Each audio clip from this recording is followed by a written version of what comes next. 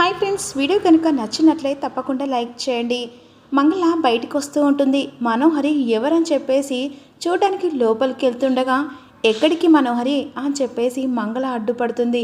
ఇందాక ఎవరినో తీసుకొచ్చారు కదా, చూద్దామని అని చెప్పేసి మనోహరి అంటుంది. చూడడానికి ఏముంది, ఇది రోగిష్టి కొంపు కదా, ఎవరికి రోగం వచ్చినా తీసుకొచ్చి ఈ రోగం కొంపలోనే పెట్టుకుంటాడు కదా ఆ మనిషి. అసలు ఎవరు ఆవిడ అని చెప్పేసి ఈ విధంగా మనోహరి అంటుండగా ఇక బయట అందరూ ఈయనకు చుట్టాలే, ఎవరని చెప్పను అని చెప్పేసి విధంగా అంటుండగా మనోహరి ఆ డోర్ వెనకల తొంగి చొంగి చూస్తూ ఉంటుంది. ఇప్పుడు ఎవరో తెలుసుకోవాలా, అయినా ఇదంతా నీకెందుకు కానీ పద అని చెప్పేసి అక్కడి నుంచి మనోహర్ని తీసుకెళ్తుండే. ఈలోపు మాత్రం పైలోకంలో ఉన్న ఆరు కాస్త మనోహర్ గురించి తెలుసుకొని బాధపడుతూ ఉంటుంది. ఏంటి అలా ఉన్నావేంటి బాలిక, పొద్దున్నుంచి నేను చూస్తూ ఉన్నా, అలా ఉన్నావేంటి, అసలు ఏం జరిగింది బాలిక అని చెప్పేసి ఈ విధంగా గుప్తా అడుగుతుండగా, మీరు నా దగ్గర ఒక నిజం దాచారు. ఏంటి బాలిక, నీ దగ్గర నేను నిజం దాయడమా, అది ఏంటి, ఇక నన్ను చంపింది మీకు ఎవరో తెలుసు అని చెప్పేసి ఈ విధంగా ఆరు అన్న మాటలు గుప్త విని షాక్ అయిపోతారు. అదేంటి బాలిక అలా అంటున్నావు, నిన్ను చంపింది నాకెలా తెలుస్తుంది, ఇక మీరు నన్ను మోసం చేశారు, అంతేకాకుండా ఆ పెట్టెలో ఇక నా గతం గురించి చూపెట్టు అంటే చూపెట్టలేదు, నేను చూశాను. అయినా బాలిక నువ్వెలా చూసా, అంగుళికము నా దగ్గర ఉంది కదా అని చెప్పేసి ఈ విధంగా గుప్తా అంటుండగా, నువ్వు అప్పుడు పడుకున్నావు కదా, ఎలాగైనా నన్ను చంపింది ఎవరో అని నిజం తెలుసుకునడానికి నువ్వు పడుకున్న తర్వాత నీ ఉంగరం నేను తీసుకొని చెయ్యికి పెట్టుకొని బూమ్ తత్ అని చెప్పేసి అన్నాను. ఇక అలా వెంటనే నన్ను చంపిన ఎవరో బయటపడింది, అది ఎవరో కాదు నా ఫ్రెండు మనోహరి, నా ప్రాణ స్నేహితురాలు అనుకున్న నా మనోహరి నన్ను చంపింది. అసలు ఇది ఎలా దాచారు గుప్తా గారు, అసలు మనోహరి నన్ను ఎందుకు చంపింది అని చెప్పేసి ఆరు ఏడుస్తూ ఉంటుంది. అంటే బాలికకు ఈ నిజం తెలిసిపోయిందా అని చెప్పేసి ఆలోచిస్తూ ఉంటాడు.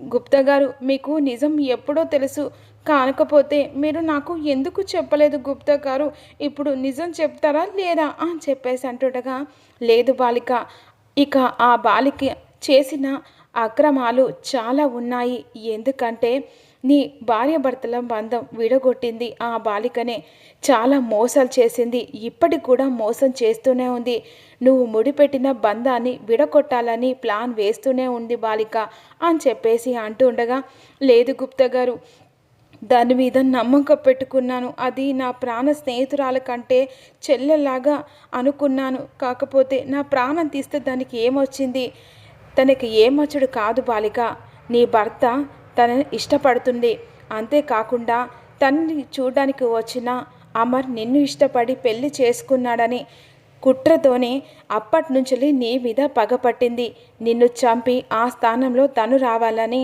అంత ప్లాన్ వేసి నిన్ను చంపించింది, నీ వెనకాలే గోతులు తీసింది బాలిక అని చెప్పేసి గుప్తా చెప్తూ ఉంటాడు. అయితే నమ్మక ద్రోహం చేసింది మనోహరి, దాన్ని ఎప్పటికీ క్షమించను అని చెప్పేసి ఈ విధంగా అంటూ ఉంటుంది. మరోవైపేమో ఇక టాబ్లెట్ వేసుకోవాలని చెప్పేసి సరస్వతికి పాలు తీసుకెళ్ళడానికి రామ్మూర్తి మంగళకు చెప్తూ ఉంటారు. ఇక ఇంట్లో సేవ చేస్తా, బయటి దానికి యువతికో సేవ చేస్తా, ఇక పెద్ద కొంప, ఈ కొంపలలో 10 గదులు ఉన్నాయని, ఇక మనం ఉన్నోళ్ళమని లక్షలు మన దగ్గర ఉన్నాయని ప్రతి ఒక్క అడ్డమైన దాన్ని తీసుకొచ్చి ఇంట్లో పెట్టు, అందరికీ సేవ చేస్తూ పోతా అని చెప్పేసి ఈ విధంగా మంగళ రామ్మూర్తితో అంటూ ఉంటాడు. చి నోర్మవే, ఎవరిని పాపం అంటేనో ఆ దేవుడు మనని పాపం అంటాడే, కాస్త దయ జాలి గుణం అవి ఉంటేనే మనం బ్రతుకుతామే, ఎవరిని ఇలా చూస్తే చులకతనం చూస్తే నువ్వు పురుగుల పడిపోతావే, ఇక జాలి కరుణ అన్నీ చూస్తే పెద్ద బంగ్లా వచ్చింది కానీ ఇప్పుడు చూడకుండానే వస్తుంది, పాలు లేవు ఏమీ లేవు అని చెప్పేసి గ్లాసు ఆడ వెంటనే పెడుతుంది. అక్కడ మనోహరి ఆలోచిస్తూ ఉంటుంది, అసలు సరస్వతి ఎక్కడికి వెళ్ళినట్టు, కొంపదీసి ఇక ఆవిడ అయితే సరస్వతి కాదు కదా అని చెప్పేసి ఆలోచిస్తూ ఉంటుంది. లేదు, సరస్వతి ఇక్కడికి ఎందుకు తీసుకొస్తారు, అది ఇక్కడికి ఎలా వస్తుంది, ఎలాగైనా ఇక బాబ్జీకి చెప్పి సరస్వతిని పట్టుకోమని చెప్పాలి అని చెప్పేసి ఈ విధంగా అంటూ ఉంటారు. మరోవైపు ఇద్దరు గొడవ పడుతుండగా ఈలోపు ఆరు కాస్త పైలోకంలో బాధపడుతూ ఉంటుంది. గుప్తా గారు, ఇక నేను ఒకటి అడగాలనుకుంటున్నాను. ఏంటి బాలిక? ఏమీ లేదు. ఇక ఒక్క చిన్న అవకాశం నాకు ఇవ్వండి. ఎలాగైనా యమధర్మరాజుకు చెప్పి ఒక్క 4 రోజులు నన్ను కిందికి పంపించే ఏర్పాట్లు చేయండి.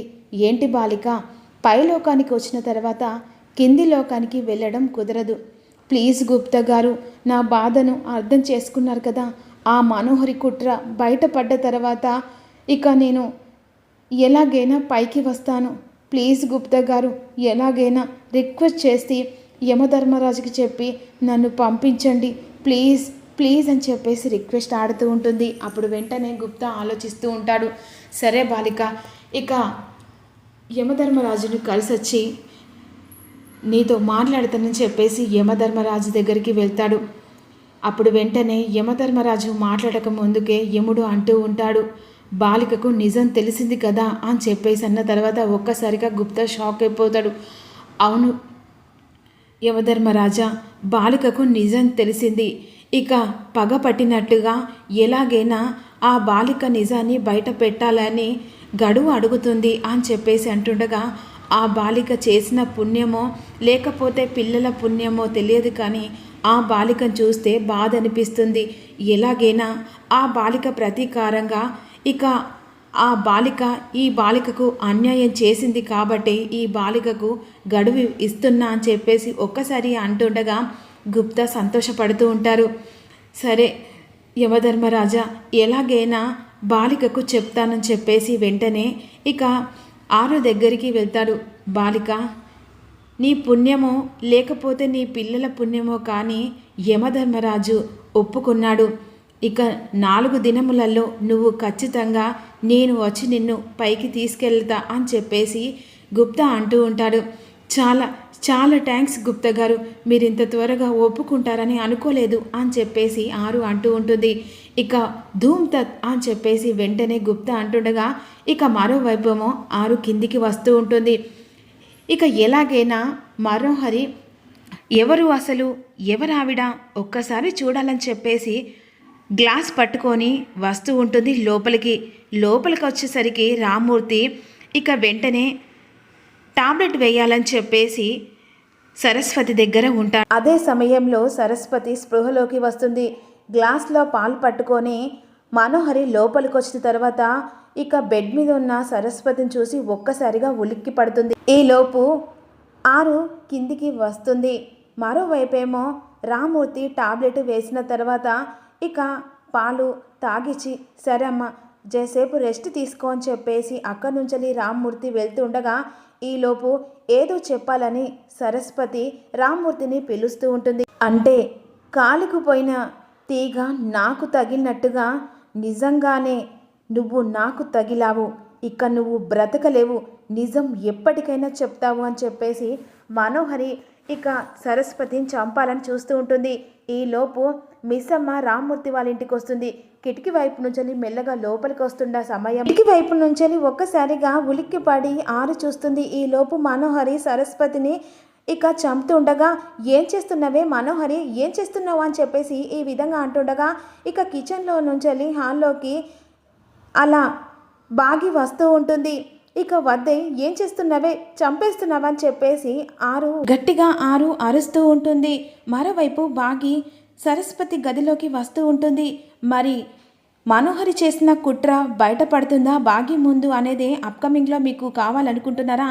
అయితే ఆరు కిందికి వచ్చింది కాబట్టి ఇక ఆరు బాగి ఇద్దరు కలిసి మనోహర్ని ఎలా ఆడుకోబోతున్నారో అప్కమింగ్లో మీకు అప్లోడ్ కావాలంటే మిస్సమ్మకు అమర్కి ఆరుకు ఒక చిన్న లైక్ చేయండి అబ్బా.